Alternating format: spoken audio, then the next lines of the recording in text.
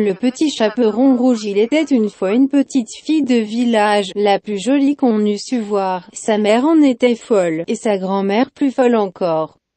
Cette bonne femme lui fit faire un petit chaperon rouge qui lui seyait si bien, que partout on l'appelait le petit chaperon rouge.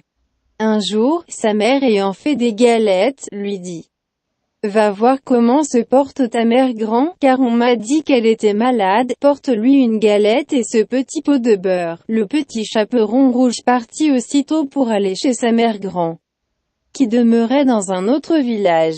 En passant dans un bois, elle rencontra compère le loup qui eut bientôt envie de la manger, mais il n'osa, à cause de quelques bûcherons qui étaient dans la forêt. Il lui demanda où elle allait. La pauvre enfant, qui ne savait pas qu'il était dangereux de s'arrêter à écouter le loup, lui dit: Je vais voir ma mère grand, et lui porter une galette, avec un pot de beurre que ma mère lui envoie. Demeure-t-elle bien loin? Lui dit le loup. Oh, oui, lui dit le petit chaperon rouge. C'est par-delà le petit moulin que vous voyez tout là-bas, à la première maison du village. Eh bien, dit le loup, je veux l'aller voir aussi, je m'y en vais par ce chemin-ci. Et toi par ce chemin-là, et nous verrons à qui plus tôt y sera. Le loup se mit à courir de toute sa force par le chemin qui était le plus court. Et la petite fille s'en alla par le chemin le plus long, s'amusant à cueillir des noisettes, à courir après des papillons et à faire des bouquets de petites fleurs qu'elle rencontrait.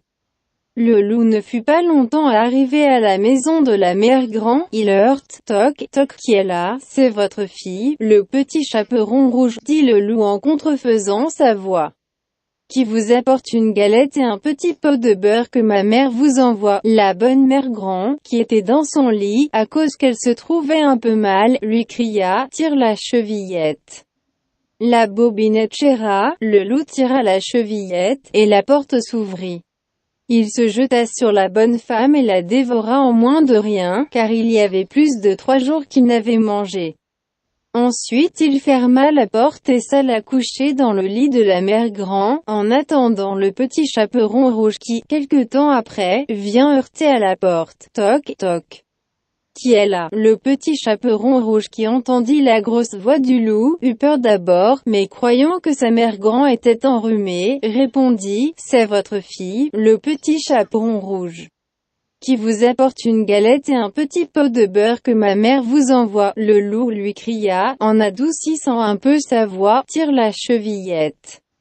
La bobinette chéra, le petit chaperon rouge tira la chevillette, et la porte s'ouvrit.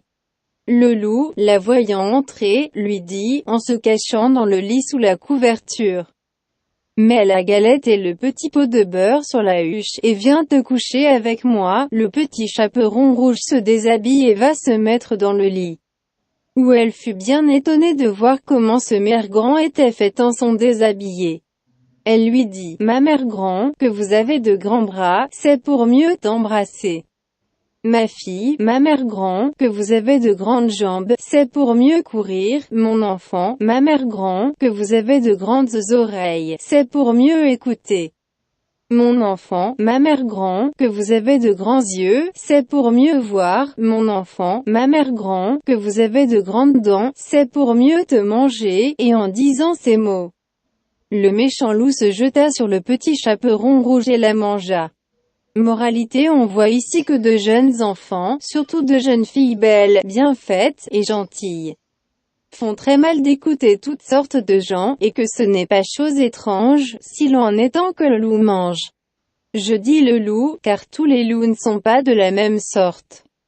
Il en est d'une humeur accorte, sans bruit, sans fiel et sans courroux, qui privé, complaisant et doux, suivent les jeunes demoiselles jusque dans les maisons, jusque dans les ruelles, mais et là, qui ne sait que ces loups doucereux, de tous les loups sont les plus dangereux.